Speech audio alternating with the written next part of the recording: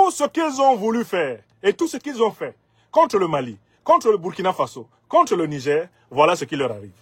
Alors, c'est le moment de poser une troisième conséquence. Est-ce que cette fois-ci, la CEDEAO pourra enfin être constituée de garçons?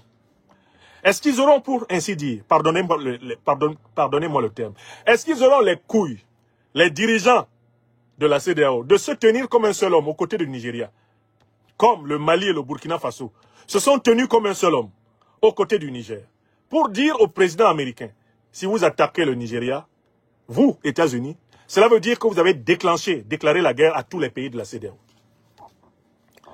Est-ce que vous voyez Ouattara Draman capable de se tenir avec son faciès asymétrique et sa démarche en point-virgule pour dire à l'OTAN, si vous attaquez le Nigeria, alors là, la Côte d'Ivoire va sortir immédiatement un commando de plus de 6000 hommes pour venir voler au secours du Nigeria.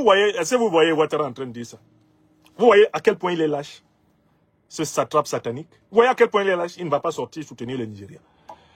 Talon, qui parle souvent vite, là, comme un puits de craie séchée. Vous savez, moi, Patrice Talon, de toutes les façons, le pouvoir ne m'intéresse pas. De toutes les façons, c'est une tradition au Bénin.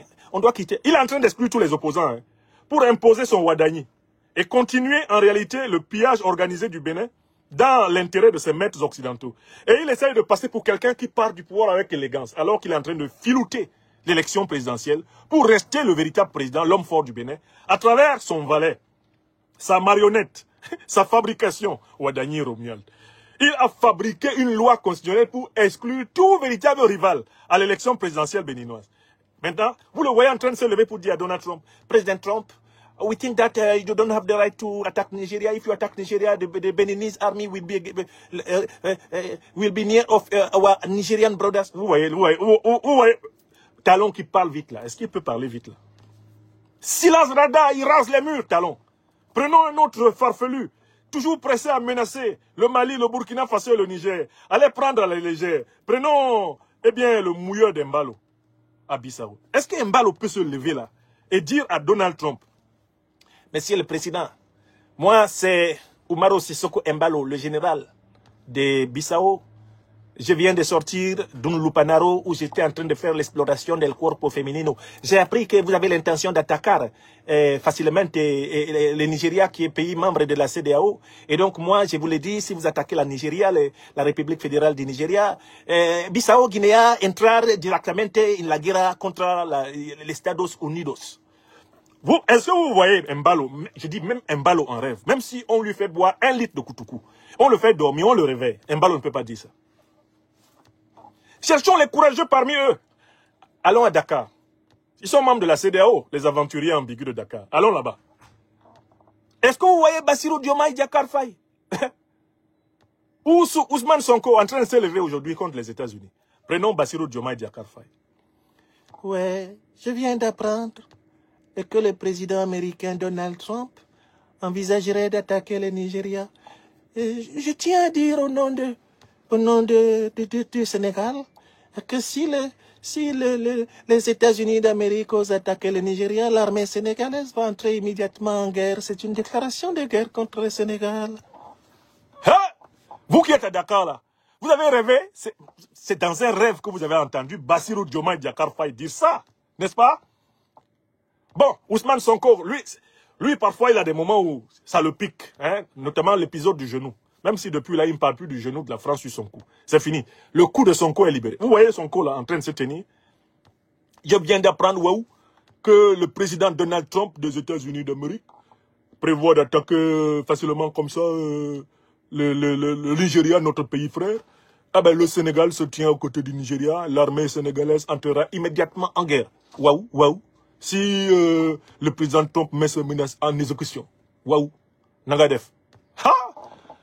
Même Sonko, c'est-à-dire que vous pouvez plonger Sonko 3 fois dans l'eau bénite. Il ne va jamais ressortir pour dire ça. Où sont les courageux de la CEDEAO? C'est les Sierra Léonais. Ce sont les Sierra Léonais. C'est Mamadi Doumbouya et la Guinée. Ce sont les Gambiens qui vont sortir pour parler, les Gambiens. On ne sait même pas comment s'appelle leur président. C'est les Gambiens qui vont sortir. Le président Donald Trump annonce son intention de mener une campagne militaire pour rétablir sa conception à lui de l'ordre au Nigeria, soi-disant au bénéfice de la défense des chrétiens. Face à cette accusation, comment pouvons-nous analyser cela?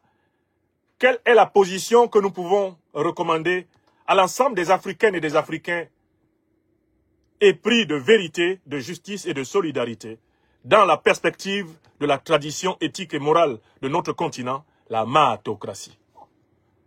Car notre continent se revendique du concept éthique multimillénaire de Mahat et non pas de la démocratie. Ceux qui revendiquent la démocratie, ce sont les héritiers du miracle soi-disant grec et romain. Nous, les Africains, nous sommes des mahatocrates. Nous avons notre propre tradition politique et nous avons nos concepts philosophiques, théologiques, nos concepts sociaux et économiques. Et c'est sur la base de ceci que nous menons le travail de la Renaissance africaine du XXIe siècle. Nous savons qu'aucune grande révolution politique ne s'est produite à travers le monde sans une révolution culturelle, spirituelle concomitante. Voilà pourquoi nous récusons même les paradigmes conceptuels de l'Occident négrier, colonialiste, néocolonialiste, impérialiste, dans la manière de comprendre notre processus de libération. Alors, voici comment nous allons traiter méthodiquement cette question avant d'aboutir à nos recommandations. D'abord, nous allons reconstituer les propos du président Trump. Qu'est-ce qu'il a réellement dit? Ça, ce sera le premier moment. Parce qu'on ne peut pas juger, on ne peut pas critiquer, on ne peut pas réagir à des propos dont on ne s'est pas assuré du contenu. Dans un deuxième moment, nous allons nous interroger sur la signification profonde des propos du président Trump. Notamment, nous allons nous demander si le président Trump est véritablement intéressé par les chrétiens. Nous allons nous intéresser au christianisme de Trump. À partir de ce deuxième moment, dès lors que nous aurons repéré la signification profonde des propos de Donald Trump, que nous allons donc énoncer les positions de l'Afrique des libertés, celles qui découlent de l'analyse critique du texte trumpien.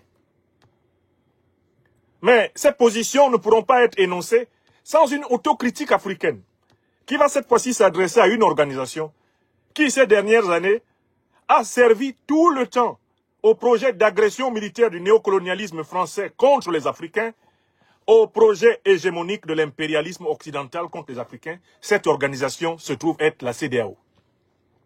Elle est à la croisée des chemins.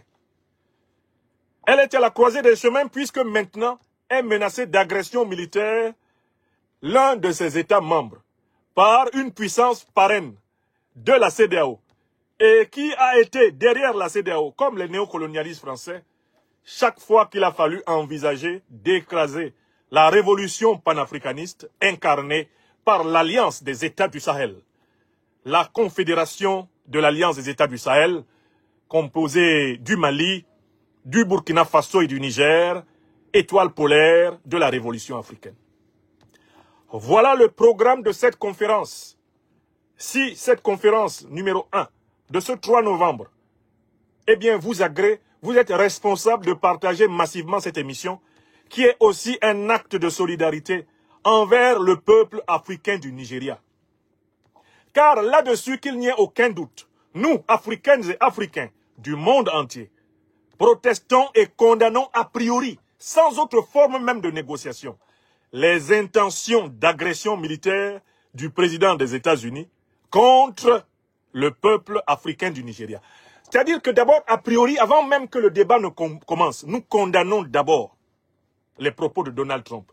Nous condamnons d'abord les velléités d'agression impérialiste, barbare et criminelle de Donald Trump contre notre peuple. Donc, ça, vous devez d'abord commencer par l'écrire. Aya Sebe, Tilana, Nyamsi wa Cameroun wa Afrika, est aux côtés du peuple africain du Nigeria contre les puissances néocolonialistes et impérialistes.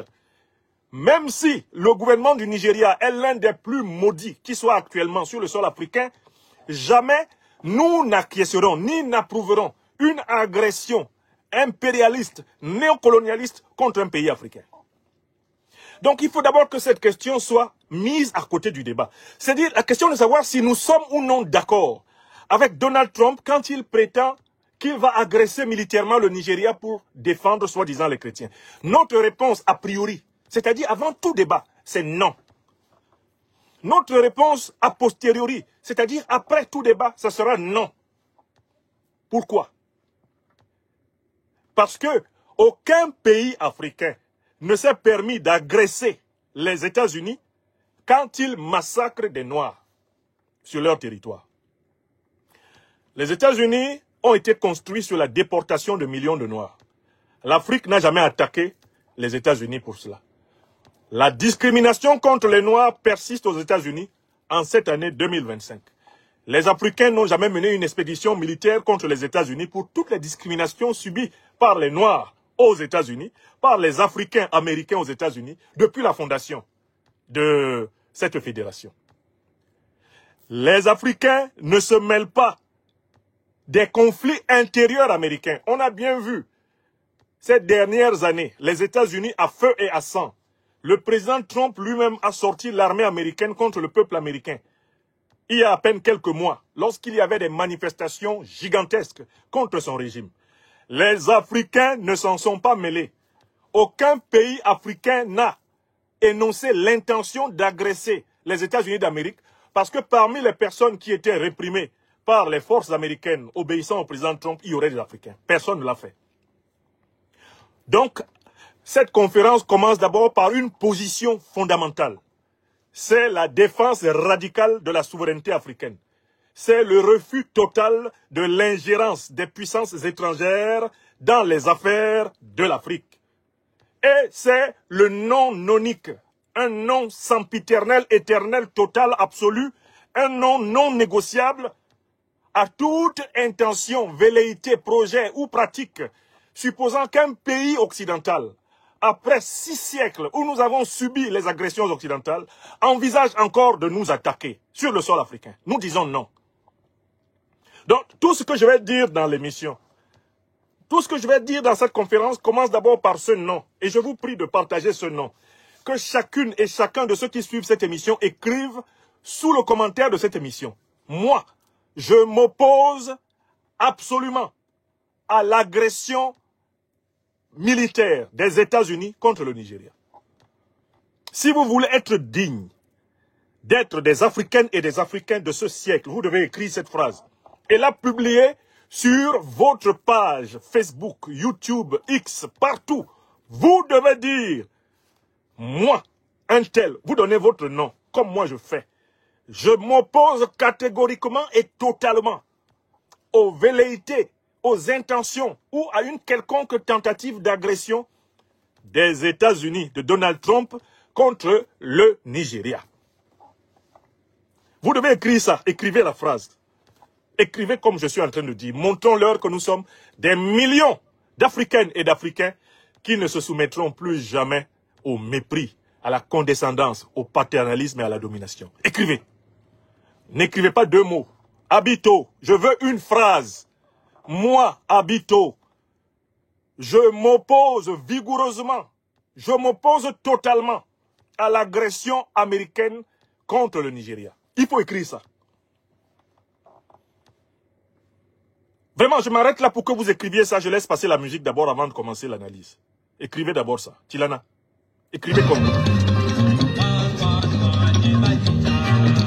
Écrivez, écrivez mes frères. Écrivez mes sœurs.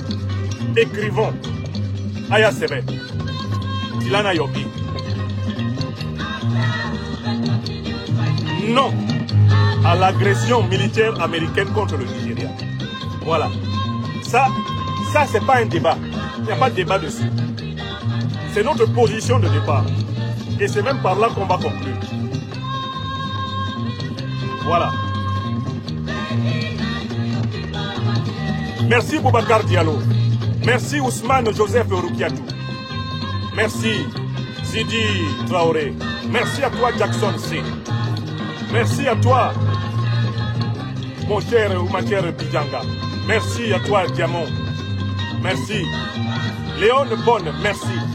Écrivez, écrivez. Bénédicte Tiendrebeogo, bravo.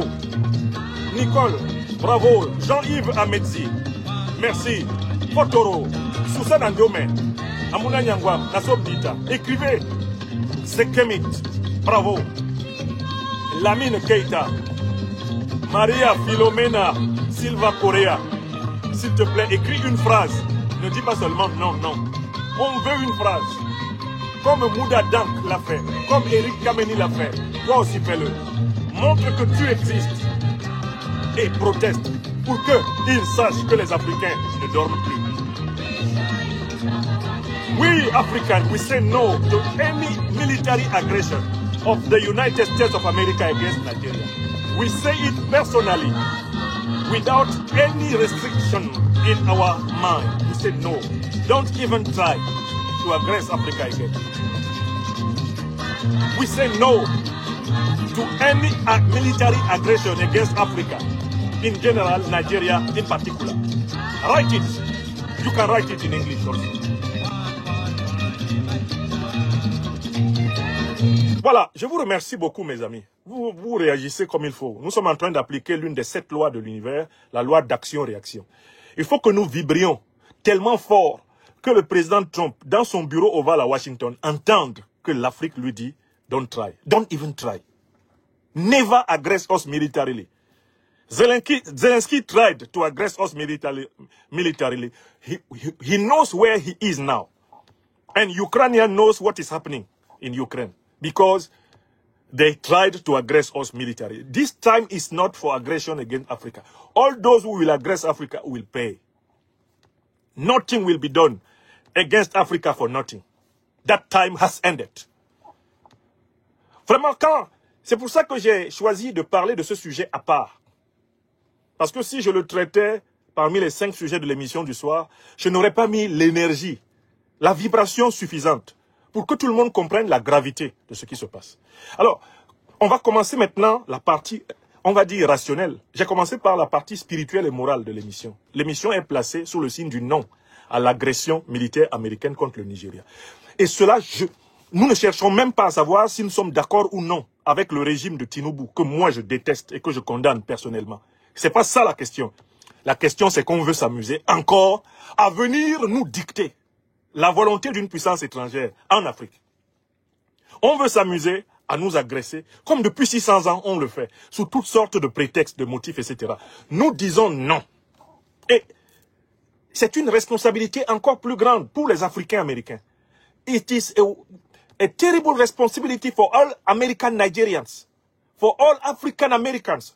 All Africans who have the American nationality have the responsibility to get out now and to tell President Trump, don't dare aggress our Nigeria. Never dream that you will aggress Nigeria without consequences.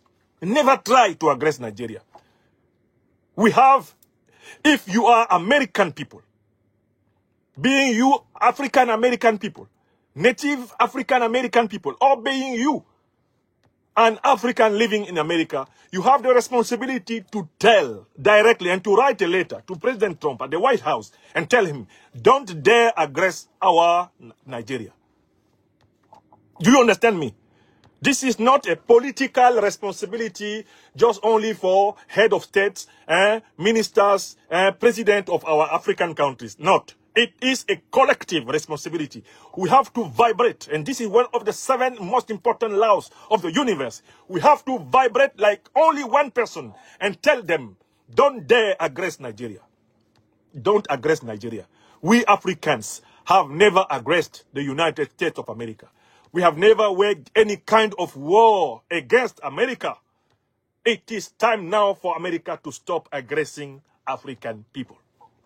Africa to Africans, America to Americans. It is time to respect this principle. Like you want to make America great again with your MAGA, so we want to make Africa great again with our own MAGA. Donald Trump, you can love your country. This is your right. This is your duty. This is your obligation as the President of the United States. But you cannot dare aggress Africa for a so-called alibi of loving Christianity. You have no right for that. Even in international law, in moral law, in spiritual law, you have no right on Africa. No right at all. And this must be said by African Americans first. Being them Republicans or Democrats, being them politicized or not, they have the responsibility to tell you, hey, President Trump, don't dare aggress Nigeria. Long live Nigeria. Long live Nigerian people. You are our Africa. Even if we are not supporting your terrible, corrupted government of Sleepy Tinubu, never we will accept a foreign country, a foreign power, a Western power to aggress Africa again. Never. Donc voilà vraiment ce par quoi je voulais commencer. Je voulais commencer par dire cela et par amener le maximum d'Africaines et d'Africains à dire la même chose. Parce que quand c'est moi seul qui le dirai, on dira que je suis en train d'inciter à la haine. Alors que quand nous sommes des millions à le dire, on dira que c'est une mobilisation populaire, c'est une mobilisation citoyenne, c'est le signe de la conscience africaine. Est-ce que vous comprenez? Quand vous êtes seul à crier dans un désert, on vous prend pour un fou. Quand vous êtes des millions à protester contre une injustice, eh bien, on vous prend au sérieux. Et c'est l'une des lois, la loi d'action-réaction, que les Africains avaient cessé d'appliquer. Et que nous devons appliquer efficacement. On doit vibrer sur toute la terre. Dès que quelqu'un s'amuse à vouloir attaquer notre continent, on sort tous, comme des abeilles. Ça, c'est la stratégie des Juifs, sionistes en particulier, pour défendre Israël. C'est la stratégie des Européens. L'Union européenne, il y a des positions sur lesquelles ils sont alignés. Tous sont alignés. Ça, c'est la stratégie des pays membres de l'OTAN. Dès qu'il y en a un qui est menacé, tout le monde s'aligne. L'Afrique doit sortir de la logique de la division spirituelle. La logique de l'irresponsabilité, de la lâcheté. D'ailleurs, l'une des logiques qui commande à la CEDEAO, cette organisation de criminels à peau noire et masque blanc, c'est leur esprit de division qui est en train de se retourner contre eux, selon principalement la loi du karma. L'une des 7 lois de l'univers, c'est aussi donc cette loi du karma, où ceux-là même qui ont voulu servir de couteau pour tuer les Africains sont menacés d'être tués par leur maître. Est-ce que vous comprenez ça? Bon, maintenant on va procéder à l'analyse rationnelle de cette affaire. Parce que on a affirmé nos principes moraux, nos principes éthiques, nos principes civilisationnels, mais il nous faut démontrer concrètement ce qu'il y a d'inacceptable dans ce projet. Alors, je prends d'abord, premier moment, la restitution des propos du président Trump. Qu'est-ce qu'il a dit?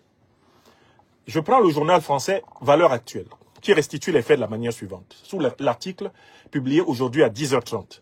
Massacre de chrétiens au Nigeria. Donald Trump menace d'une intervention militaire. Donald Trump a menacé le Nigeria d'intervenir militairement dans le pays pour protéger, entre guillemets, les chrétiens, l'accusant de ne pas faire le nécessaire pour endiguer la violence et le terrorisme. Les autorités nigérianes démentent ces accusations. Donald Trump a tenu des propos d'une grande fermeté en réaction à la situation au Nigeria. Samedi 1er novembre, il a menacé le pays d'une intervention militaire s'il n'arrêtait pas, selon le président américain, les meurtres de chrétiens par des terroristes islamistes, comme le relaie Le Monde. Tout en restant assez vague, Donald Trump a dit envisager beaucoup de choses. Des propos qui ont entraîné ensuite des réactions au Nigeria. Sur X, Daniel Bwala, conseiller en communication de la présidence nigériane, a rappelé que, citation, « Le président Trump a beaucoup aidé le Nigeria en autorisant la vente à ce pays, d'armes à ce pays. » Avant d'expliquer que, citation, « Le président Tinubu a su tirer parti de cette opportunité dans la lutte contre le terrorisme, ce qui nous a permis d'obtenir des résultats considérables. » Fin de citation. Donald Trump a aussi communiqué sur les réseaux sociaux sa plateforme Truth Social. Citation de Donald Trump. « Si le gouvernement nigérian continue de tolérer les meurtres des chrétiens, les États-Unis cesseront immédiatement toute aide au Nigeria et pourraient très bien aller dans ce pays désormais déshonoré, armes au poing, pour anéantir les terroristes islamistes qui commettent ces atrocités horribles. » Daniel Bwala, de son côté, a réfuté tout génocide. Le président nigérian Bola Tinubu s'est dit prêt à rencontrer son homologue américain prochainement. Fin de citation. Voilà une restitution, globalement, des faits. On passe à la deuxième partie de cette émission. Dans la deuxième partie de cette émission, comme je vous l'ai dit, nous allons donc nous demander que signifient exactement les propos de Donald Trump. Quelle est l'analyse qu'il faut faire de tout cela?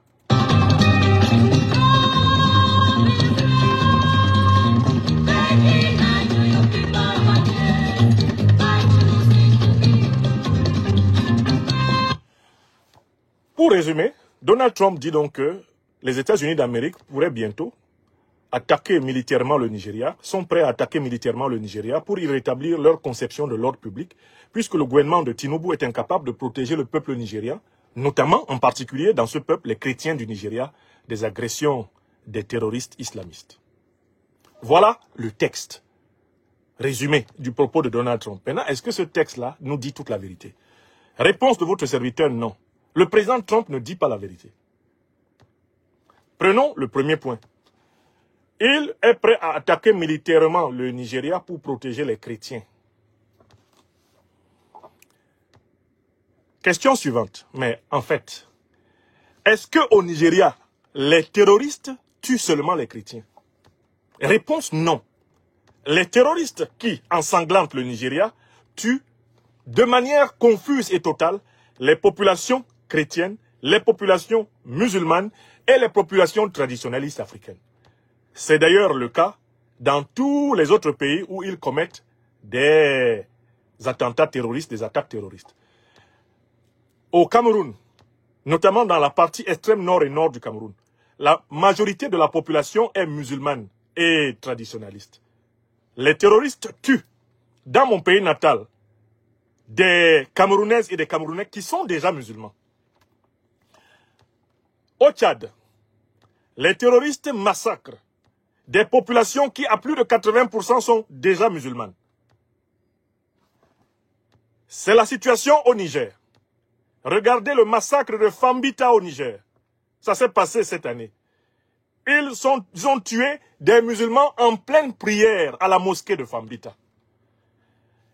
Les musulmans africains sont en réalité les premières et plus grandes cibles des terroristes. La question est la suivante. Mais pourquoi Donald Trump viendrait-il défendre uniquement les chrétiens? Pourquoi ne défendrait-il pas les musulmans et finalement tous les êtres humains? Tous les êtres humains n'ont-ils pas le droit d'être protégés contre le terrorisme? Deuxième élément. Donald Trump veut défendre les chrétiens. Mais ça veut dire qu'il se positionne comme étant le chef militaire de la chrétienté. D'une certaine façon, Donald Trump réactive donc ce qu'on appelle la notion de la guerre sainte chrétienne, c'est-à-dire les notions qui étaient au fondement de la guerre des croisés au Moyen-Âge. Donald Trump se présente comme le patron militaire de la défense du christianisme, c'est-à-dire qu'il nous ramène plusieurs siècles en arrière dans la guerre des croisés contre les non-chrétiens. Et d'une certaine façon, son intention est donc de diviser le monde entre, d'une part, le monde chrétien et d'autre part, le monde non chrétien. Il y a un petit problème. Est-ce que même aux États-Unis, Donald Trump pourra appliquer cette division? Puisqu'aux États-Unis, il y a des millions d'Américains qui sont musulmans, des millions d'Américains qui sont chrétiens, des millions d'Américains qui sont athées. C'est vrai en Europe, c'est vrai en Asie, c'est vrai en Amérique latine, c'est vrai au Moyen-Orient, c'est partout sur la terre. Toutes les religions sont présentes. Comment Donald Trump peut-il penser qu'on va croire qu'il veut vraiment défendre les chrétiens alors qu'il n'y a pas un seul pays de ce monde où chrétiens et non-chrétiens, chrétiens et musulmans, chrétiens et animistes, chrétiens et bouddhistes, chrétiens et hindous sont associés? Voilà la deuxième raison pour laquelle nous pensons que le président Donald Trump ment. Il ne vient pas défendre le christianisme. S'il venait défendre le christianisme, il faudrait d'abord supposer qu'il y a une société où les chrétiens ne vivent pas à côté des musulmans, à côté des juifs, à côté des bouddhistes, à côté des athées. Comment va-t-il procéder pour défendre les chrétiens dans un Nigeria où les familles de la même famille comportent des personnes qui sont chrétiennes et des personnes qui sont musulmanes, et des personnes qui sont animistes traditionnalistes et des personnes qui sont athées? Comment Donald Trump va-t-il pouvoir défendre spécialement les chrétiens? Donc voilà la deuxième raison pour laquelle c'est faux. Ce n'est pas pour défendre les chrétiens qu'il veut venir. Je passe à la troisième raison. Est-ce que le président Donald Trump lui-même, dans son comportement et dans tous les scandales qu'il traîne dans sa biographie, est-ce que lui-même est un chrétien modèle? C'est-à-dire que si on veut prendre quelqu'un dont le comportement doit inspirer l'amour du christianisme, est-ce qu'on peut le citer lui? Non. On ne peut pas le citer parce qu'il y a plusieurs scandales qui l'ont impliqué avant même qu'il soit président des États-Unis d'Amérique et qui en font quelqu'un qu'on ne peut pas recommander dans une église. C'est-à-dire qu'un pasteur, qu'il soit un prêtre catholique, un pasteur protestant, adventiste, méthodiste, qui donnerait Donald Trump comme modèle à ses fidèles, je crois que normalement, dans une église normale, on le chasse. Parce que quand on cherche des modèles de chrétiens, ici sur la terre, là, c'est pas Donald Trump qu'on va citer. Donc voilà la troisième raison pour laquelle nous ne croyons pas que Donald Trump veuille faire la guerre contre le Nigeria pour le christianisme. Parce que lui-même là, son propre christianisme à lui, Trump là, est douteux. En tout cas, il est de culture chrétienne. Mais quand à être d'une nature profondément chrétienne, qu'il nous soit permis de porter la critique. Le président Donald Trump n'est pas quelqu'un qu'on puisse présenter dans quelque obédience chrétienne normalement constituée comme étant un bon fidèle, un bon croyant, bref, vraiment, quelqu'un qu'on pourrait mettre à côté de Padre Pio, on pourrait mettre à côté, je ne sais pas, des saints de l'Église catholique, bref, et même les saints de l'Église catholique, beaucoup ne sont pas aussi saints que cela. Bref, en fait, on peut d'abord commencer à... On rigole à l'idée de proposer que Donald Trump soit le modèle d'une Église chrétienne. Voilà la troisième raison pour laquelle je ne crois pas qu'il soit venu, qu'il veuille venir au Nigeria pour défendre un christianisme qu'il ne pratique pas lui-même. Vous comprenez? On passe à la quatrième raison. En fait, très sérieusement, pourquoi Donald Trump veut-il attaquer le Nigeria si ce n'est pas pour des raisons religieuses? On a déjà démontré que ce n'est pas des raisons religieuses. Quelles sont les seules raisons qui restent pour que Donald Trump attaque le Nigeria? Laissons le Nigeria. Retournons, non, allons en Amérique du Sud. Il y a un pays là où Donald Trump est en train de menacer de faire une attaque militaire. C'est pourquoi? On va savoir ce que ce pays possède. Mes amis, vous êtes déjà des milliers, hein, vous êtes plusieurs milliers là en direct. Quel est le pays que Donald Trump veut attaquer militairement en Amérique latine? Et quel est le motif pour lequel Donald Trump veut attaquer ce pays? Parce que Trump dit là-bas aussi pourquoi il veut attaquer ce pays. Eh bien, le pays que Donald Trump veut attaquer en Amérique latine s'appelle le Venezuela. Trump dit qu'il est prêt à attaquer le Venezuela parce que le Venezuela est un État narcotrafiquant. N'est-ce pas? Or, tout le monde sait que les véritables raisons pour lesquelles il veut attaquer le Venezuela, c'est quoi? C'est pour s'emparer des réserves faramineuses de pétrole du Venezuela. Le monde entier le sait. Même Donald Trump, le président américain, lui-même sait que c'est parce qu'il convoite les richesses pétrolières du Venezuela que sous le prétexte de combattre la drogue, il est en train de s'organiser pour l'agresser militairement. Ceci nous rappelle d'autres guerres américaines qui ont été perpétrées dans le monde. En Irak, quel était le motif avancé par les Bush, père et fils, pour attaquer l'Irak? C'est que l'Irak serait détenteur, disait-on en dernière accusation, d'armes de destruction massive. Il s'est avéré faux de penser que l'Irak possédait des armes de destruction massive. Et aujourd'hui, le monde entier sait pourquoi ils ont attaqué l'Irak. C'était pourquoi? Écrivez pourquoi ils ont attaqué l'Irak. Pour voler le pétrole irakien. Pour piller le pétrole irakien. Tout le monde le sait, non? Bon, très bien. On change de pays.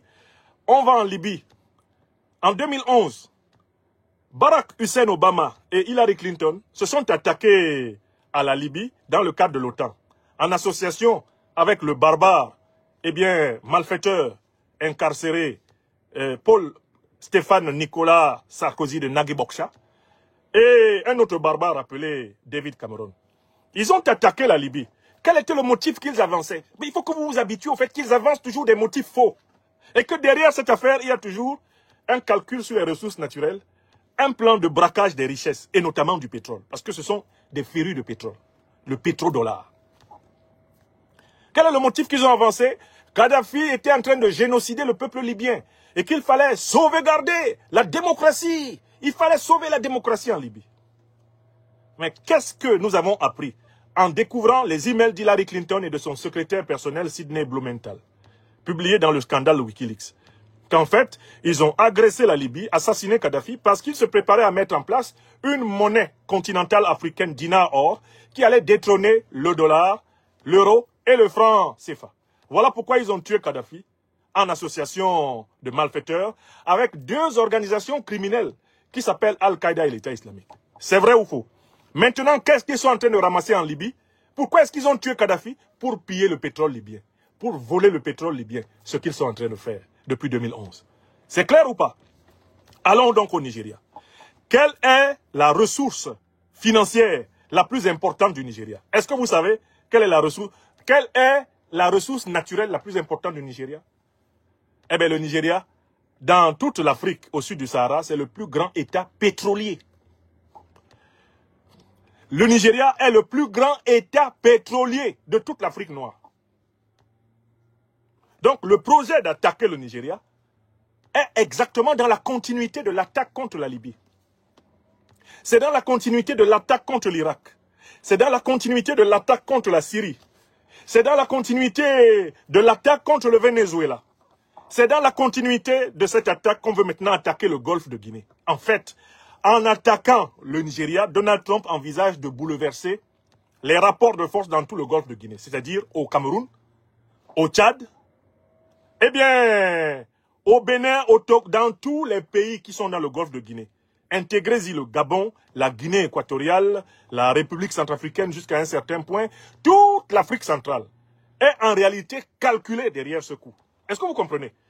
Il s'agit de déstabiliser toute cette région pour imposer aux pays de cette région, qui détiennent donc des ressources pétrolières, comme le Nigeria, comme le Cameroun, comme la Guinée équatoriale, comme le Gabon, comme l'Angola, leur imposer à tous les pays du golfe de Guinée les conditions de négociation commerciale des États-Unis.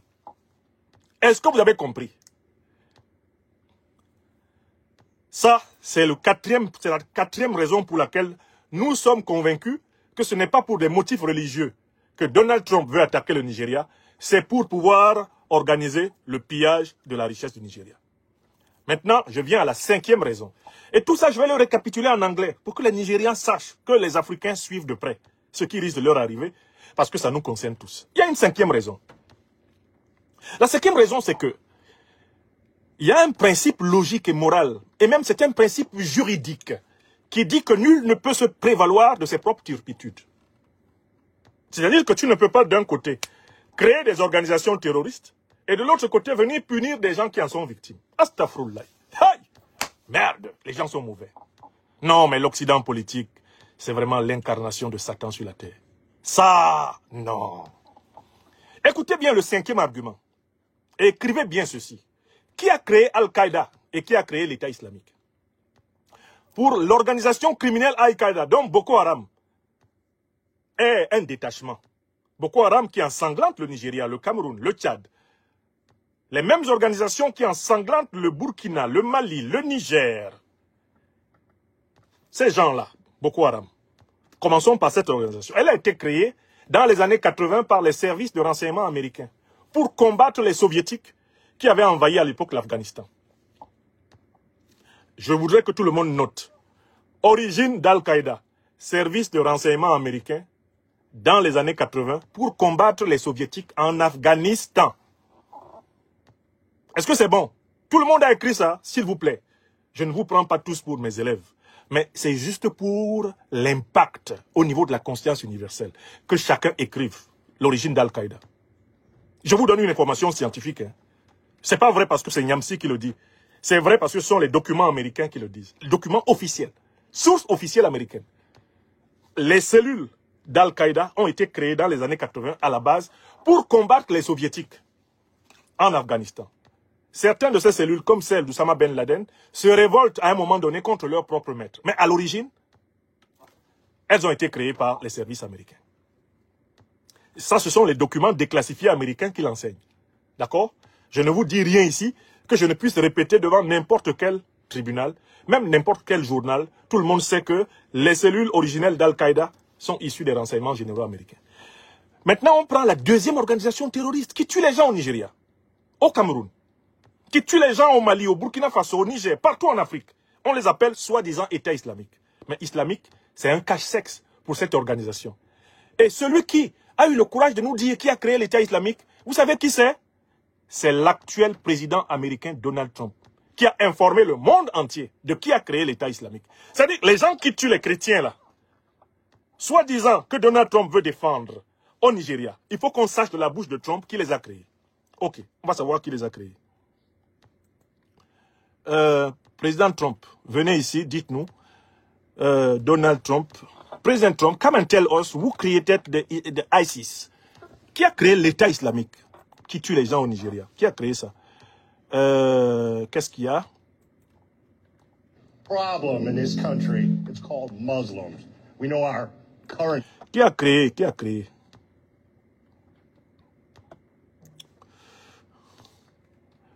Alors, qui a créé l'État islamique? Il faut que vous entendiez le président Trump le dire lui-même. Voilà. C'était il y a 9 ans. Et ici, c'est une vidéo de Roll News.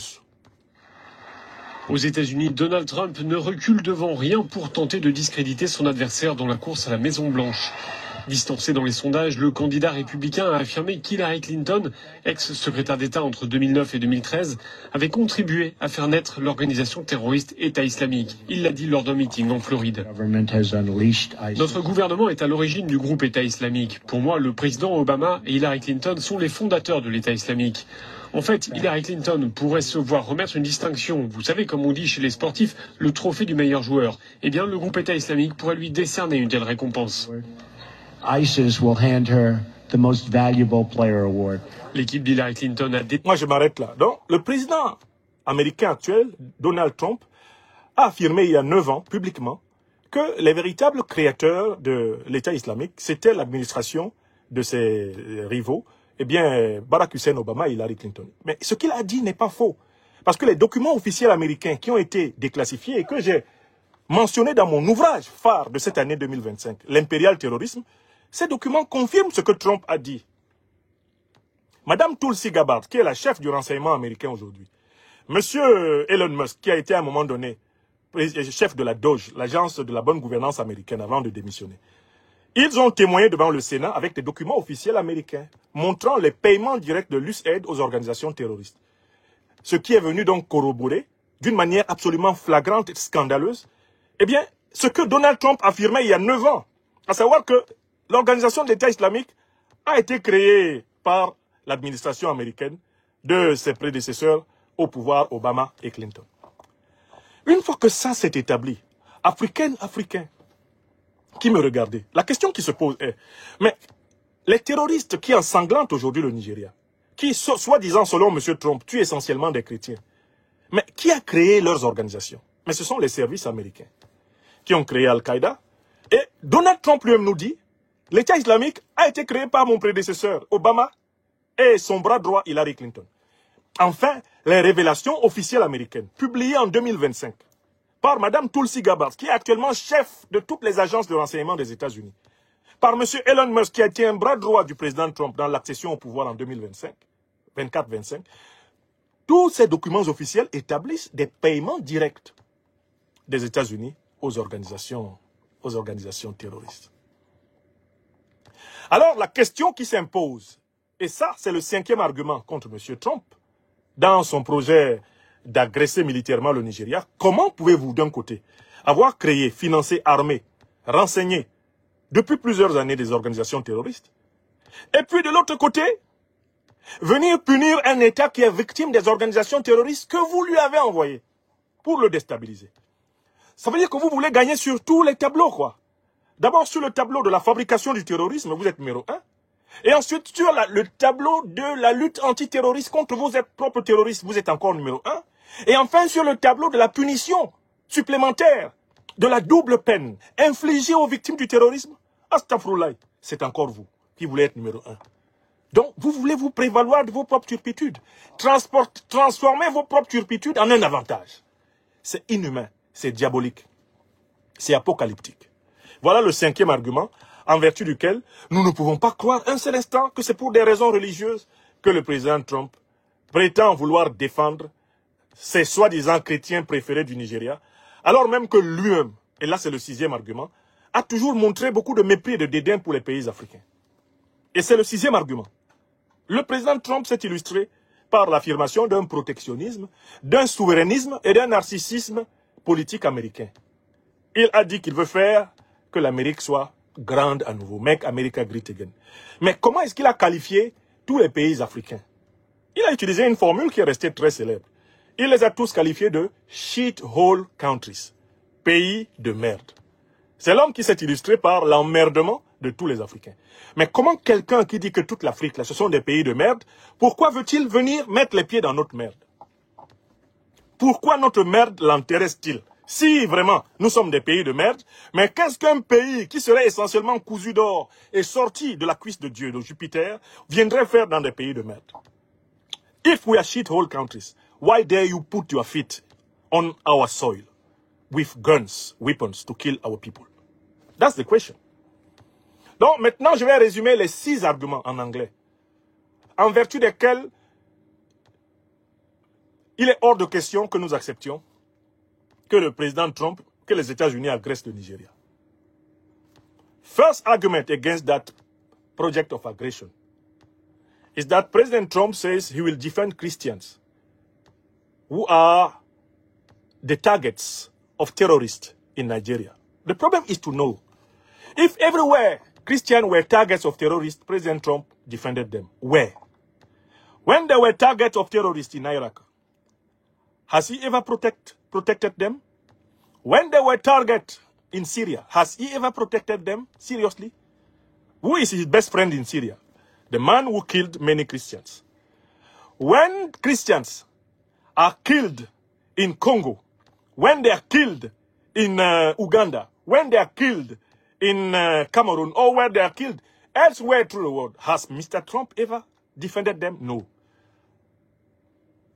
Better than this, there is a question. When Christians are killed in the United States of America, is there a war declared against a part of the society because it has killed some Christians? No. So, I can't believe that it is for religious matters that President Trump projects military aggression against Nigeria. That's why we condemn this intention. Like a fake one, like a false one, was like a wrong one.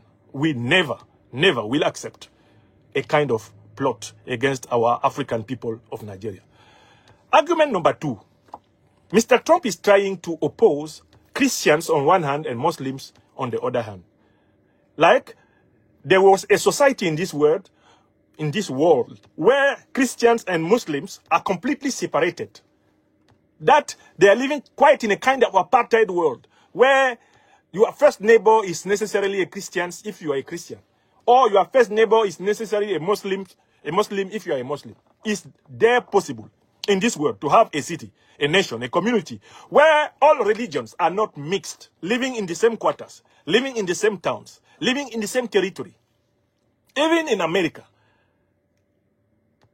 Muslims, Christians, Indians, and so on are living in the same space. They are living in the same towns. How dare you organize a defense of Christians, even in the United States of America, without risking to kill Christians when trying to defend them? Let's go to Nigeria, where Christians and Muslims are living in the same towns. They are living in the same areas. They are living in the same village. And in everywhere through the big towns of Nigeria, they are mixed. How dare you plan a war to defend Christians against Muslims, where Muslims are the most aggressed population by those terrorists, mercenaries of the NATO, are Muslims. The first populations which are targeted and killed by those mercenaries of the NATO, called Al-Qaeda and ISIS, are Muslim population. Muslims of Africa are the first victim of these mercenaries. How dare you never consider this reality of the mixity, of the laicity of African societies, and on the reality of our deep traditionalism, because we are animist Africans, being us Muslim, or being us Christians. We Africans, we are animist. In our dreams, we are animist. In our behavior every day, we are animist.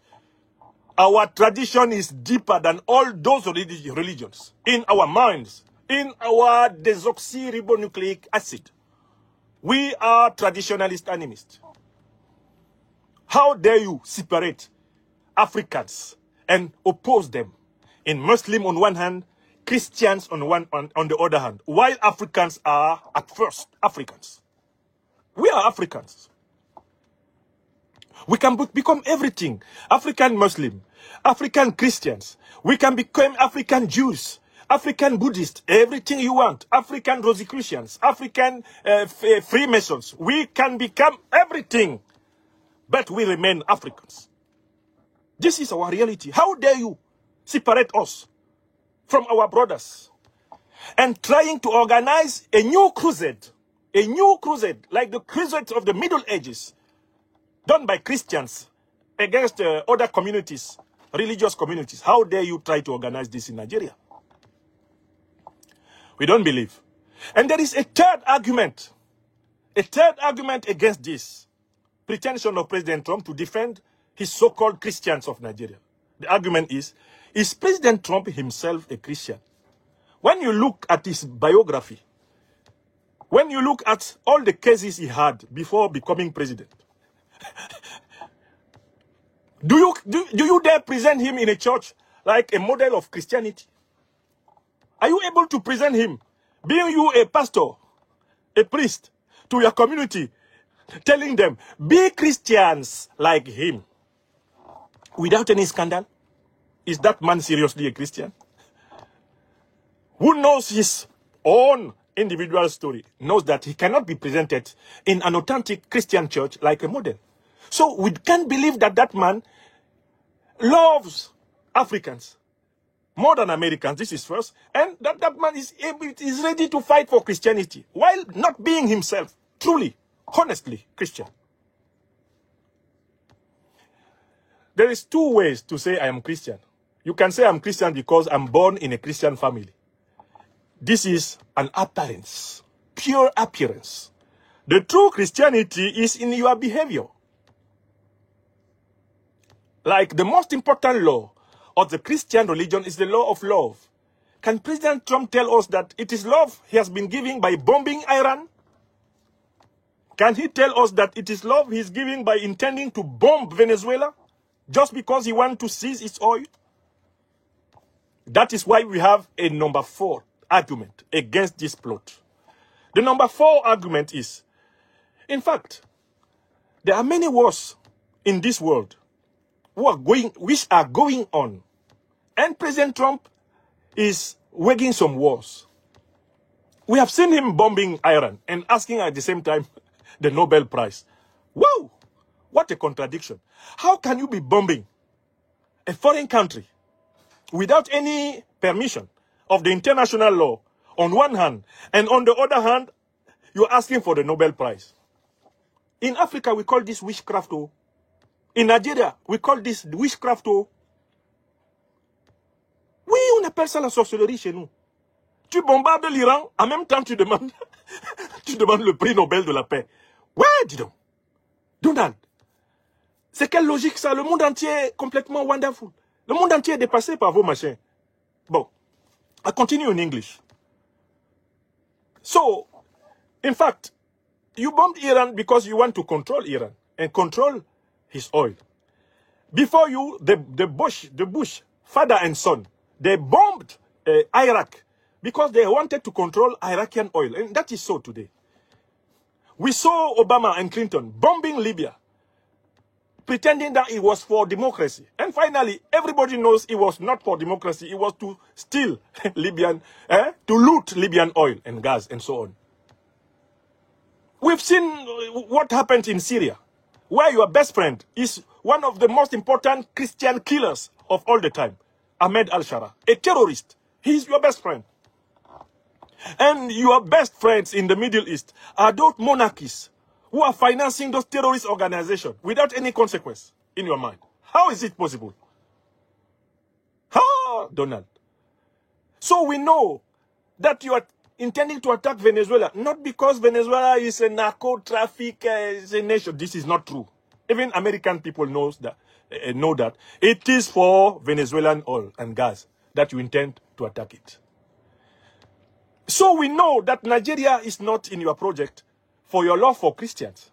Nigeria is in your project because it is the most important oil producer in the sub-Saharan area. Write it, Tilana Yomi. Ayasebe, Nigeria is the most important oil and gas producer in the sub-Saharan zone. That is why President Trump projects a military attack, aggression against it. Exactly like President Obama has done against Libya, exactly like they have done the Bush against Iraq, exactly like they have done against Iran, exactly like he intends to do against Venezuela. This is the plan. And the plan is known. The aim is to destabilize all the Gulf of Guinea, to destabilize Cameroon, destabilize Chad, destabilize Central Africa, destabilize Gabon, destabilize Equatorial Guinea, Angola. All this area must be destabilized so that you will put your hand on our raw materials, our resources. So we know the plan. We know the job you want to do. That is why we denounce it. And there is a number 5 element, is to know who created those terrorist organizations. Who created them? Who created them? Scientifically, everybody knows that those terrorist organizations, Al-Qaeda and the Islamic State, were created by Western services. In the 80s, the American services created Al-Qaeda to fight Soviet Union in Afghanistan. That is known. It is official. Even your declassified official American document reveal it. And for the Islamic State, President Trump, you told us yourself 9 years ago that it is the Obama-Clinton administration that created the ISIS. And today, through the revelations of your own officials, like Tulsi Gabbard or Elon Musk, when they were talking in front of the Senate,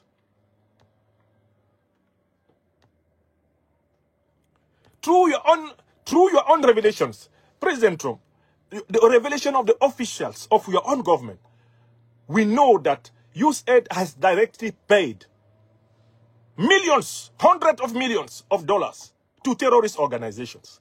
So how can you punish the Nigerian government or the Nigerian people for terrorist attack of organization that has been created by Western services, and especially American one? How? You want to win on all the boards. Win in the creation of terrorist organization, win in the anti-terrorist struggle, win in punishing twice those who are victims of terrorism. This is not believable. This is satanic. This is pure satanism in policy, in politics. That is why, for Africa, we denounce it. And finally, I think there is a number 6 reason I have given. Africans have never, in all their life, they have never attacked America for anything. For centuries, the slave trade of Africans has built America. No African country has dared attack America. For many years now, African Americans are victims of discriminations. Many of them are daily killed for nothing in America. We still remember George Floyd, killed by an American white policeman, a racist, supremacist. And it was a scandal to the world, but this scandal is still going on in America. We know the situation of our black communities in America.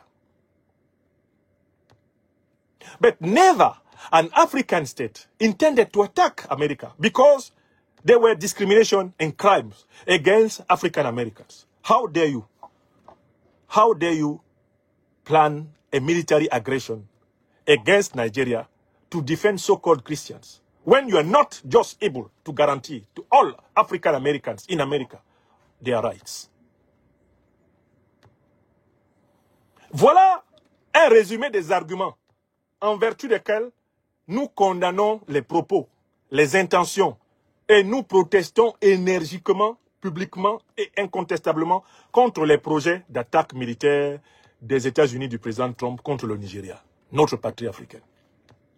Et je peux venir maintenant à la conclusion de cette émission, à la dernière partie de cette émission, c'est-à-dire, voilà, quelles sont les conséquences qu'il faut tirer de tout ça?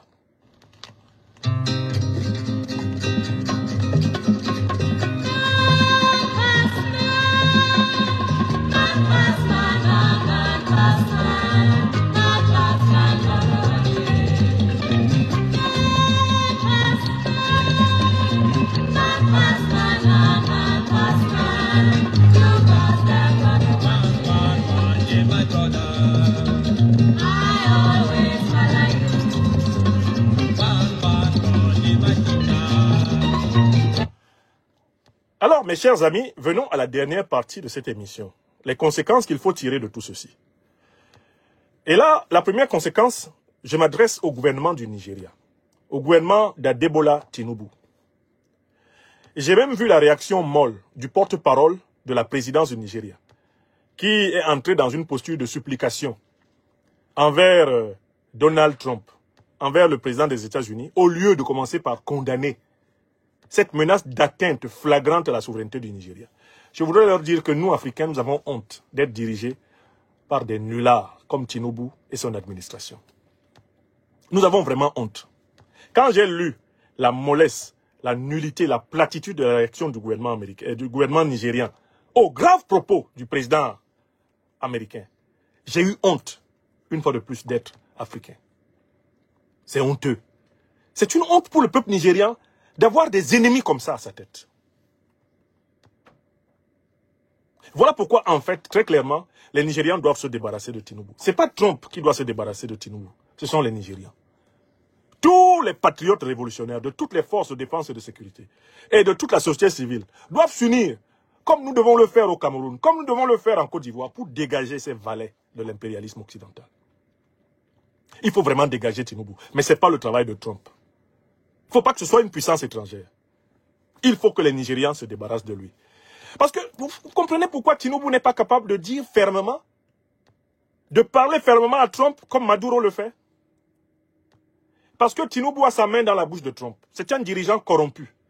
Une partie de l'argent public du Nigeria qu'il vole, qu'il détourne avec l'oligarchie, est gardée dans des comptes bancaires aux États-Unis. Ces gens-là ont des immenses propriétés luxueuses aux États-Unis avec l'argent volé au peuple nigérian. Comme ils ont leur main dans la bouche, eh bien, des Américains, ils ne peuvent pas leur dire la vérité. Écrivez ça. Ça, c'est le premier point. La réaction du gouvernement nigérien est typiquement une réaction d'un gouvernement de lâches, de collabos, un gouvernement de valets. Et voilà pourquoi ce gouvernement doit être dégagé. Le peuple nigérien ne peut pas confier son avenir à une bande de lâches, de poltrons. Des gens qui pissent dans leur froc à la moindre menace ne méritent pas de diriger un pays africain. Ça, c'est le premier point. Donc, tout en étant opposé à la velléité d'agression que Trump, président des États-Unis, a contre le Nigeria, je souhaite la chute, par la volonté du peuple souverain du Nigeria, de ce gouvernement de valets. Car ce gouvernement ne peut pas amener le Nigeria à une situation meilleure. D'abord, il ne peut pas combattre le terrorisme. Parce que c'est un gouvernement qui vit aussi du terrorisme. C'est un gouvernement qui est allié aux ennemis de son peuple.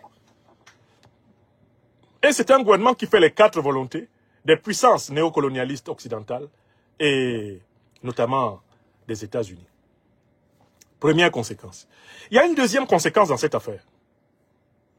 Est-ce que vous vous souvenez de l'ardeur avec laquelle le gouvernement nigérien de Tinubu, à l'intérieur de la CEDEAO, avec un autre valet, le satrape reptilien venu de Sendou pour troubler la paix des Ivoiriens, et en renier notre belle terre burkinabé de Sendou pour troubler la paix des Africains avant d'être bientôt dégagé à la Draman Ouattara.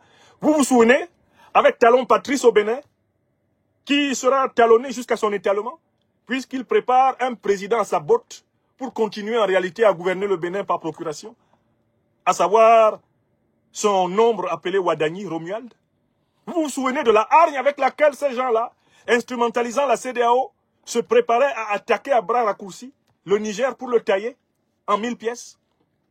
Est-ce que vous vous souvenez de la méchanceté avec laquelle un certain, Oumaro Sissoko Embalo, alias Guterres Madi, un autre valet de la même clique à Bissau, était chaud contre le Niger, contre le Mali et le Burkina? Vous vous souvenez, comme l'a dit le président Laurent Gbagbo, de comment est-ce qu'on pistonnait tous ces gens-là pour attaquer le Niger?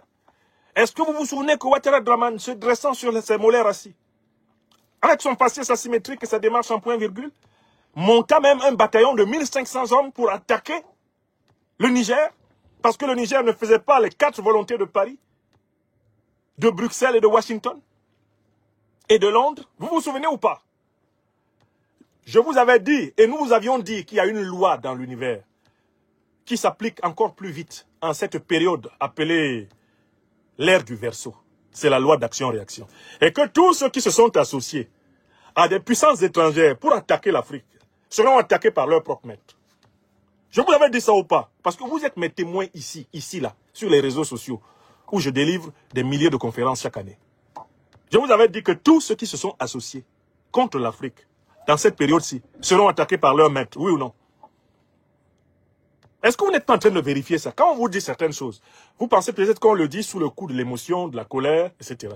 Mais il faut aussi avoir le temps d'observer. C'est vérifié ou pas? Est-ce que ça vous étonne que les États-Unis, ou même que les pays de l'OTAN, à un moment donné, attaquent le Nigeria? Puisque la mission qu'ils ont donnée au Nigeria, à l'intérieur de la CEDEAO, n'a pas été menée avec succès. Le Nigeria devait diriger une coalition militaire pour attaquer l'AES, à commencer par le Niger, ensuite le Burkina et ensuite le Mali. Le Nigeria n'a pas réussi à lever cette coalition militaire. Il s'est contenté, comme les pays de la CEDEAO, de servir de base arrière pour continuer à harceler par des groupes terroristes. Eh bien, les pays de l'Alliance des États du Sahel. Cela a été noté par les maîtres impérialistes occidentaux comme une faute.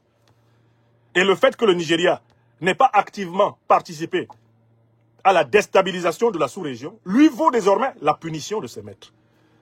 Même les tentatives de coup d'État qui ont été esquissées ces derniers temps à l'intérieur du Nigeria, certaines sont organisées par les renseignements généraux étrangers occidentaux. Il n'y a pas que des panafricanistes révolutionnaires qui piaffent d'impatience dans les troupes du Nigeria pour prendre le pouvoir. Il y a les valets de l'impérialisme occidental qui sont en train de proposer à l'impérialisme occidental de lui rendre mieux service que Tinubu.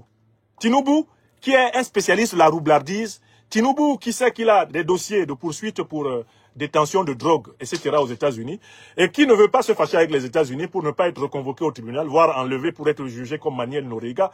Eh bien, il y a des gens qui disent aux États-Unis, nous on peut, il y a des Nigérians qui disent aux États-Unis, nous on peut mieux vous servir que Tinubu. Tinubu n'est pas à la hauteur, il ne fait pas le job, c'est pas un valet parfait. Il a un côté un peu trompeur. Je vous avais dit ça ou pas? Tout ce qu'ils ont voulu faire, et tout ce qu'ils ont fait, contre le Mali, contre le Burkina Faso, contre le Niger, voilà ce qui leur arrive.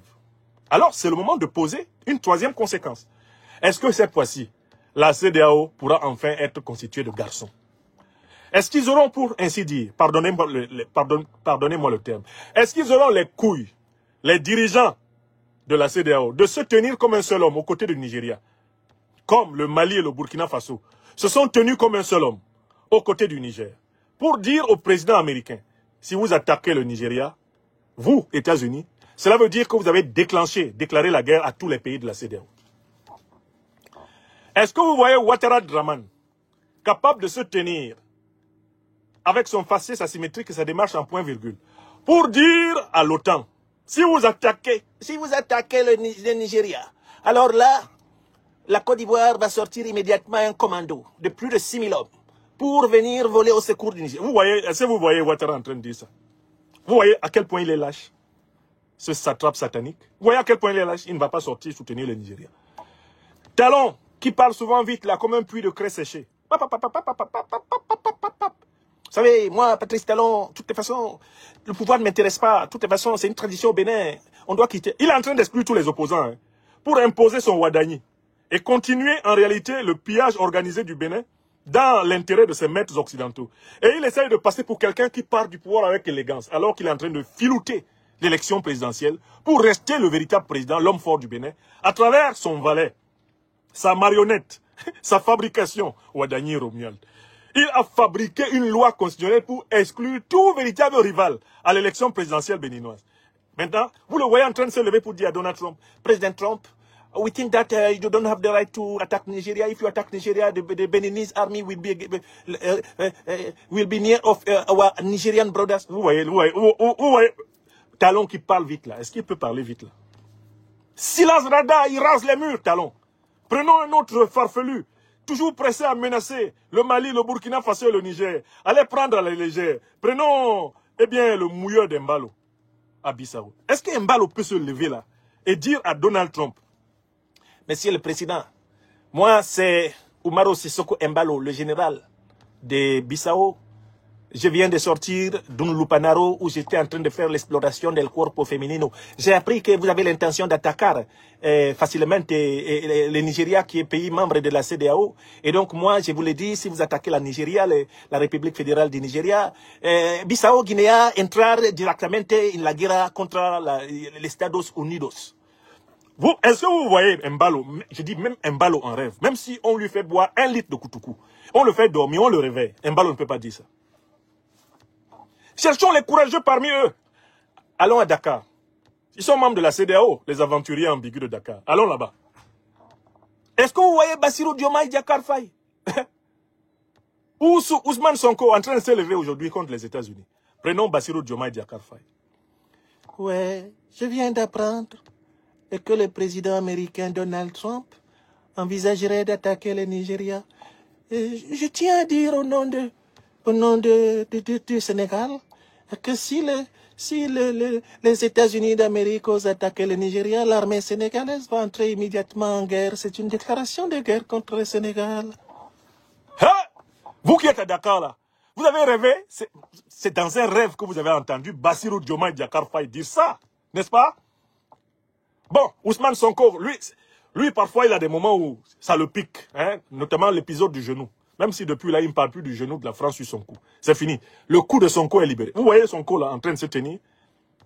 Je viens d'apprendre que le président Donald Trump des États-Unis d'Amérique prévoit d'attaquer facilement comme ça le Nigeria, notre pays frère.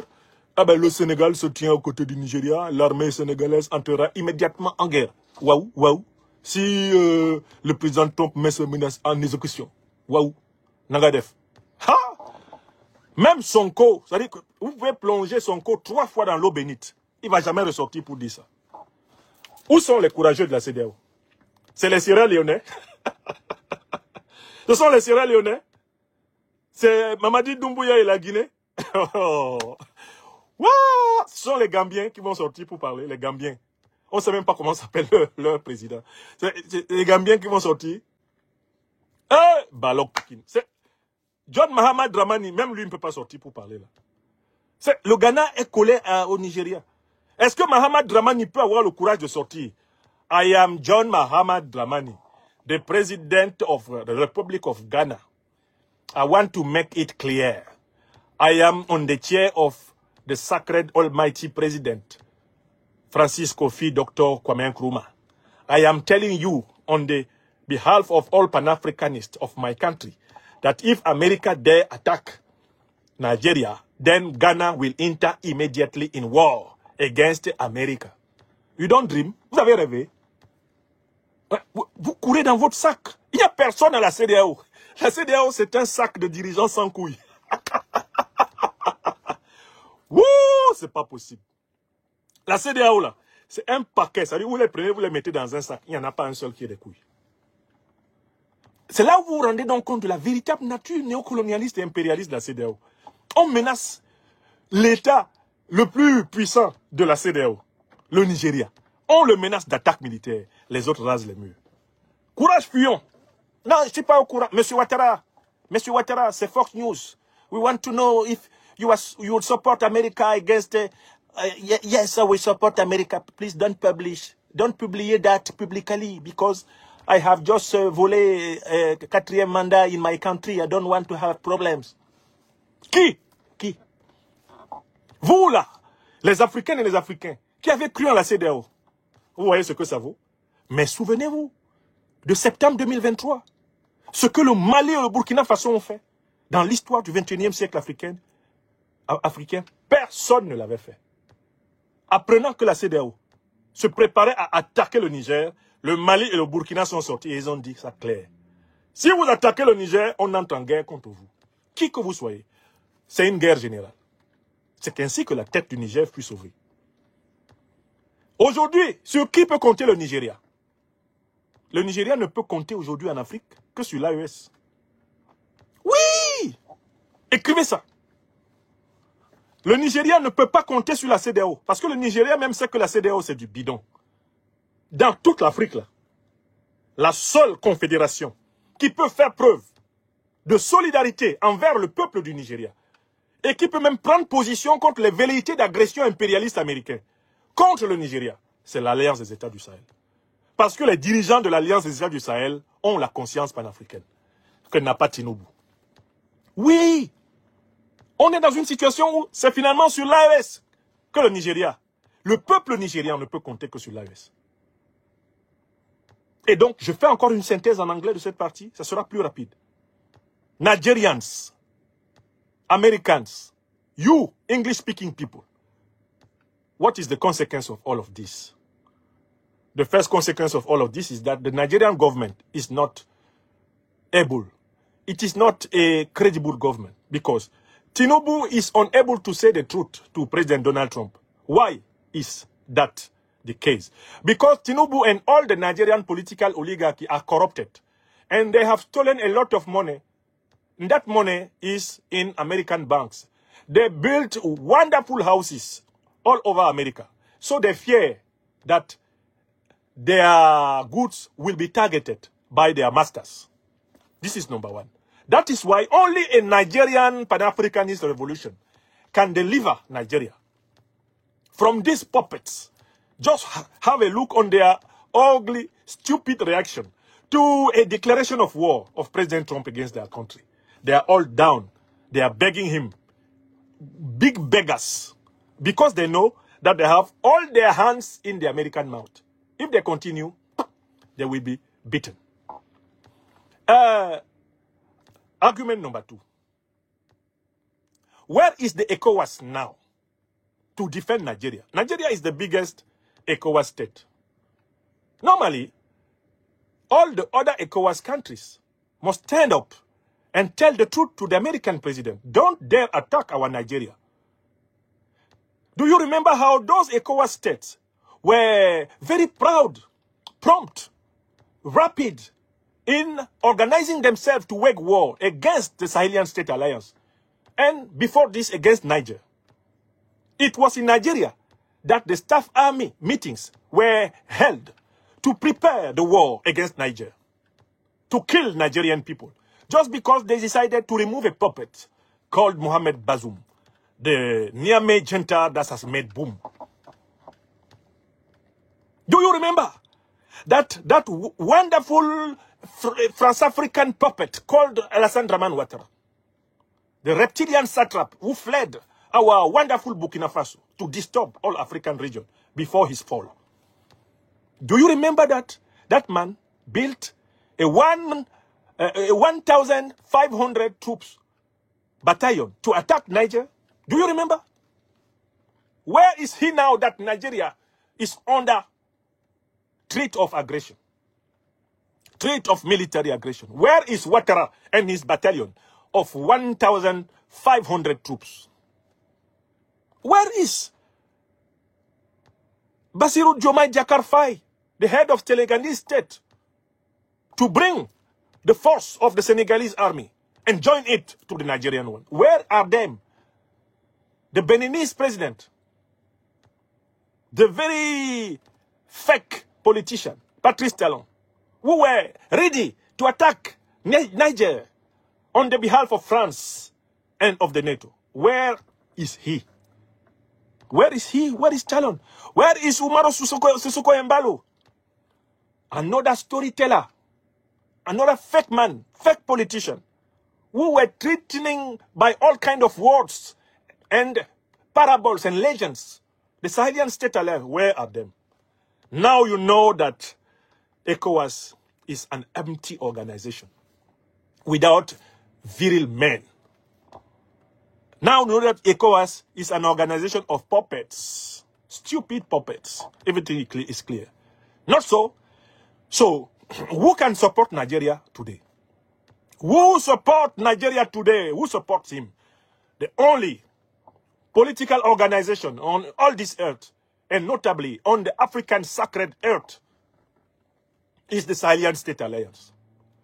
They are the only who are able to say to Nigeria, you are our African people, we defend, we forbid to America to try any kind of military intervention against you, because we know that by attacking you, they want to destabilize all of us. Nigerian people is an African people. He who attacks an African people attacks all Africans. Only the Sahelian State Alliance can transcend, keep, defend this position. Don't you know that? So you Nigerian people, listen to me now. When your head of state was associated with all the other criminals of ECOWAS against the Sahelian State Alliance, against Niger, many of you didn't even look in the direction of your brothers of Mali, of Burkina Faso, or of Niger who are suffering. Now you see, and you have to see, that united we win, divided we are dead. We Africans on this earth. Now you have to understand that we must build a more perfect union of African people against puppets like Tinubu, like Ouattara Draman, like Biya Paul, like Talon Patrice, like Umaro Sissoko Embalo, puppets of neocolonialism like Bassirou Diomaye Diakhar Faye, all those people who are unable to say truth and justice for Africans. You, Nigerian people, join your force with all those African struggling people. Be honest and recognize that you don't have true leaders at the head of your country. And this is the last consequence I wanted to outline.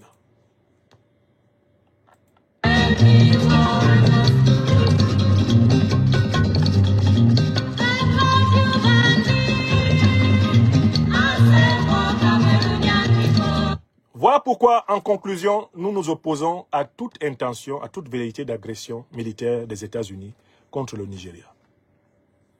Nous nous y opposons en tant qu'Africains conscients de leurs devoirs en ce 21e siècle. Nous nous y opposons pour toutes les raisons rationnelles et logiques que j'ai données.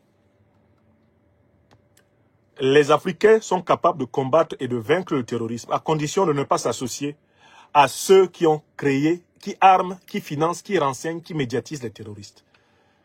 C'est la méthode sahélienne qui doit se généraliser partout. Les pays de la CEDEAO, les pays du Golfe de Guinée, qui sont aujourd'hui la cible des plans impérialistes américains, doivent savoir que s'ils ne changent pas la doctrine de lutte contre le terrorisme en faveur d'une union africaine véritable et du refus de coopérer avec les puissances qui ont financé, armé, créé les organisations terroristes, si tous les pays africains ne s'alignent pas dans une véritable posture de lutte contre le terrorisme, les conséquences seront fatales pour nous tous. Car s'il y a un coupable parmi nous, nous serons tous condamnés. Voilà pourquoi, par-delà notre rejet complet du gouvernement criminel, corrompu, incompétent, nullissime de Tinubu à la tête du Nigeria, nous dénonçons et nous condamnons radicalement les intentions du président Donald Trump d'attaquer l'Afrique, d'attaquer le Nigeria. Les États-Unis d'Amérique n'ont rien à faire avec leurs troupes en Afrique. Tous les soldats américains doivent rentrer aux États-Unis. Aucun soldat américain ne doit être sur le sol africain parce que, eh bien, l'armée américaine n'est pas une armée qui se comporte en ami des Africains. Elle se comporte en armée de domination, en armée d'agression, en armée d'exploitation. Tout Africain normaux, qu'ils vivent aux États-Unis ou en dehors, doivent se joindre à notre appel pour dénoncer ce nouveau plan, cette nouvelle Libye qu'on veut faire au Nigeria. On a commencé par déstabiliser la Libye, puis on a provoqué l'effondrement des États sahéliens. On veut maintenant aggraver la situation dans le Golfe de Guinée pour provoquer l'effondrement de l'Afrique centrale. Ce sont les mêmes qui ont placé le Rwanda et l'Ouganda avec des armées de mercenaires pour attaquer la République démocratique du Congo et faire effondrer l'Afrique australe. Ce sont les mêmes qui ont introduit Al-Qaïda et l'État islamique au Zimbabwe et au Mozambique pour attaquer la région de Cabo Delgado et empêcher le Mozambique de vendre son pétrole et son gaz à un bon prix. Ce qui leur a permis d'imposer leurs valets rwandais pour soi-disant assister l'armée mozambicaine pour combattre les terroristes qui ont été placés par les impérialistes occidentaux. Et entre-temps, eh bien, leurs multinationales pétrolières ont mis la main sur le pétrole et le gaz mozambicain qu'ils ramassent à vil prix. Nous, Africains, cultivés, informés, nous qui avons le devoir de porter la parole de nos peuples, sommes parfaitement au courant de la déstabilisation que connaît notre continent Et maintenant, nous sommes responsables d'en avoir fait prendre conscience à des millions, à des dizaines de millions, à des centaines de millions et bientôt à des milliards d'Africains. Vous ne pourrez pas nous vaincre collectivement, même si vous avez décidé de faire de certains d'entre nous des cibles individuelles, vous ne nous vaincrez plus. L'Afrique est libérée par la force de la Maat, qui est vérité, qui est justice et qui est solidarité. Je répète une deuxième fois. L'Afrique est libérée par la force de la Maat, qui est vérité, qui est justice et qui est solidarité. Une troisième fois, l'Afrique est sur le plan spirituel libérée par la force de la Maat, qui est vérité, qui est justice et qui est solidarité. Vous ne nous réduirez plus en esclavage. Vous ne pourrez plus nous coloniser.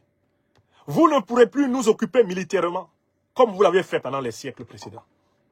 Nous nous battrons et nous vaincrons.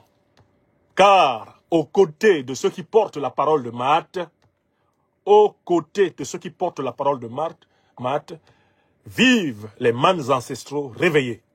Et sur eux affluent, par tonneaux à cubage illimité, les bénédictions du Tout-Puissant Créateur, de celui qui est, en dernière et première et ultime instance, le maître de toutes nos vies, notre Tout-Puissant.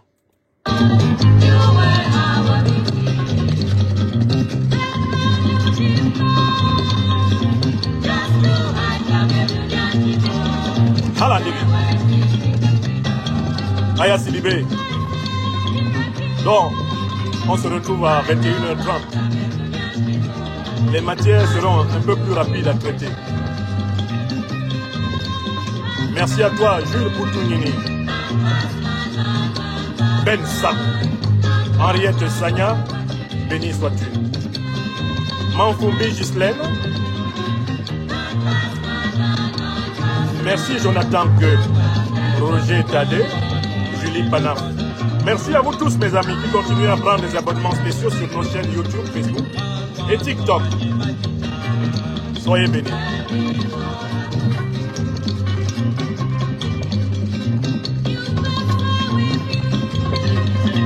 Hassan Salim Touré, Iowa Service. Jin Djeuti.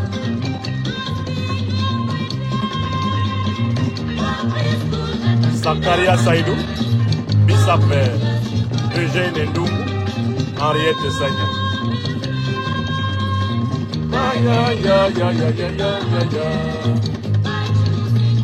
Laurent Otungantibi, merci. Et à Dorothée Kelinyangono. Lily Park toujours. Docteur Jean-Yves Mougou, béni sois-tu mon frère, camarade de lutte. Maître Corinne Zanelé à Tangana. Nous sommes au combat. Commissaire divisionnaire Hélène Soka, camarade Adrienne Kala, Jim Mvele,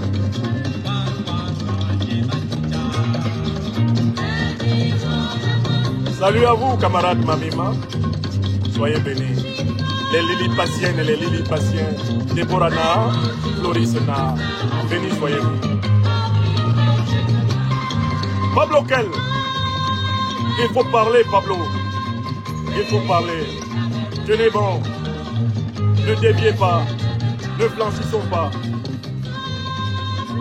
Josias 0333, merci.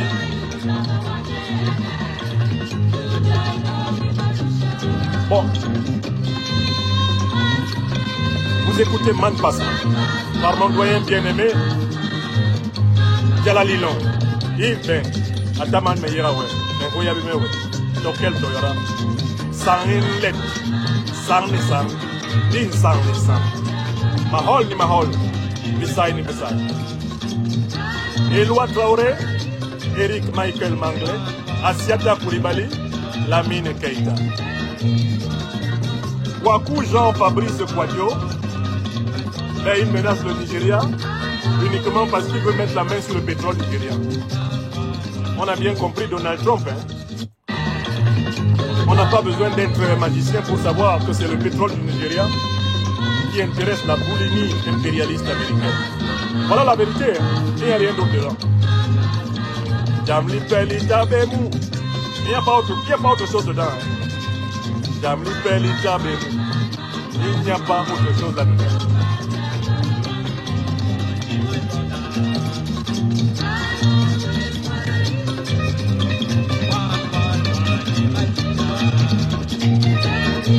Bien sûr, les lâches africains sont en train de raser les murs. Bien sûr, les lâches africains sont en train de raser les murs. Que ce soit les dirigeants africains, un certain nombre de panafricanistes du bout des lèvres, hein, tous les profito-situationnistes, les opportunistes sont en train de raser les murs. Ils font comme s'ils n'ont pas entendu ce que Trump a dit. Parce que chacun essaie de protéger sa petite boutique. Ah, on veut libérer tel peuple. Voilà, nous incarnons la résistance. Mais on menace le Nigeria d'attaque. Ils se taisent. Et ils se présentent comme des leaders d'opinion. Ils se présentent même comme des leaders qui aspirent à diriger leur pays. Ils se taisent. Les États-Unis menacent le Nigeria d'attaque frontale. Tous les pays là qui sont autour du Nigeria brûlent si le Nigeria brûle. Souvenons-nous simplement des effets terribles de la guerre du Biafra dans les années 70. Et ils vont se taire. Le soi-disant Biapol, j'ai été élu à 53-66%. Il ne va pas se lever pour dire aux États-Unis, hey, vous voulez attaquer le Nigeria? Je sais que c'est moi que vous voulez attaquer. Non, il faut être prudent. Leur prudence, elle est confondable avec la lâcheté. Ils sont des lâches. Je vous ai dit, Talon ne va rien dire. Le seul qui peut même parler dans la région d'Afrique centrale, c'est paradoxal, hein? Le seul qui peut parler, c'est Mahamat Idriss Déby Itno. C'est Mahamat Idriss Déby Itno qui seul peut se lever là. Parmi tous ces dirigeants d'Afrique centrale là, et faire un communiqué pour dire le Tchad est solidaire du Nigeria. Parce qu'il a été capable de dire à l'armée américaine, allez chez vous. Oui, il peut leur dire ça en face. Et je lui souhaite. Parce que, président Déby, il faut savoir que si le Nigeria est à feu à sang, vous êtes à feu à sang. Hein. N'Djamena ne va pas être équilibré si le Nigeria explose. Tout le Nord Cameroun là va brûler si le Nigeria explose. Les Béninois qui sont là, Talon fait son malin, il est en train de voler le pouvoir. Le Bénin explose si le Nigeria explose. Le Bénin explose, le Ghana explose, tous ces pays là ils explosent. Vous êtes là, on est en train de, on menace d'attaquer un pays qui est une pièce majeure dans notre sous-région. Et que le Nigeria part en vrille, toute l'Afrique centrale, c'est que des réfugiés. C'est que des gens qui fuient, qui montent dans les bateaux, qui courent dans le désert.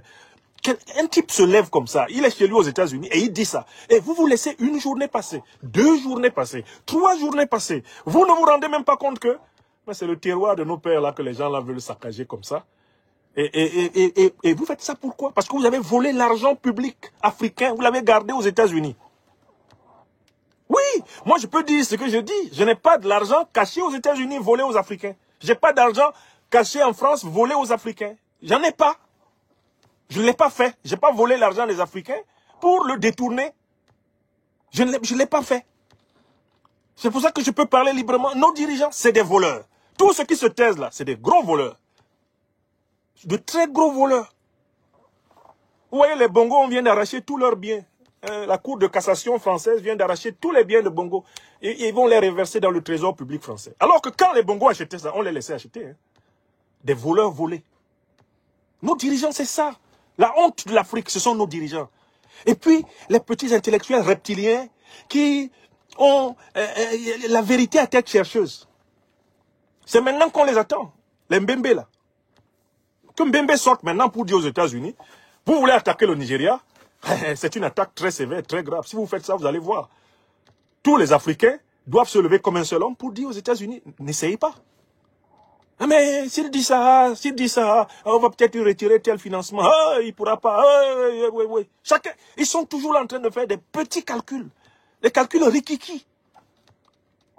Les calculs rikiki. Ils se taisent. Ils se taisent. Oui, il y a des opposants. Ils aiment toujours se présenter comme des gens qui vont mieux gouverner le pays. Quand il faut assumer un discours de vérité face à une grave menace internationale, ils rasent les murs. Après, ils vont vous faire des textes où tu cherches ce qu'il veut dire. Après avoir lu 10 fois ce qu'il a écrit. Tellement il n'est pas clair dans ce qu'il dit. Tellement il fait tout pour ne pas être clair.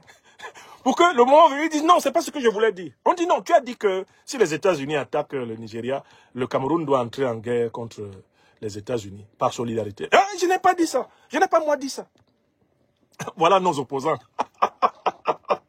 Voilà nos opposants. Sinon, l'Afrique se ferait respecter si aujourd'hui l'Union africaine faisait un communiqué pour dire que tous les pays de l'Union africaine, par solidarité envers le Nigeria, avertissent les États-Unis qu'une attaque militaire contre le Nigeria correspond à une déclaration de guerre contre toute l'Union africaine. Est-ce que vous imaginez si l'Union africaine pouvait sortir une déclaration comme ça aujourd'hui? Est-ce que vous pensez que Trump continuerait même d'une virgule à parler ce qu'il a dit là? Si l'Union africaine sort un communiqué, pond un communiqué, et je dis bien un tout petit communiqué, que je peux rédiger en 3 minutes, pour dire, si vous attaquez le Nigeria, vous avez déclaré la guerre à tous les pays de l'Union africaine. Toutes les armées de l'Union africaine se mettent en guerre contre vous si vous nous attaquez. Vous voyez? Or, c'est ce que l'OTAN fait. Hein? L'OTAN dit, si tu frôles, l'OTAN dit à la Russie, si tu frôles la Lituanie, tu as attaqué la France. Tu as attaqué les États-Unis, tu as attaqué la grande... Quand il y a même un papillon qui vole de la Russie et qui traverse la frontière polonaise, l'OTAN commence l'exercice militaire. Les Africains, eux, ils attendent.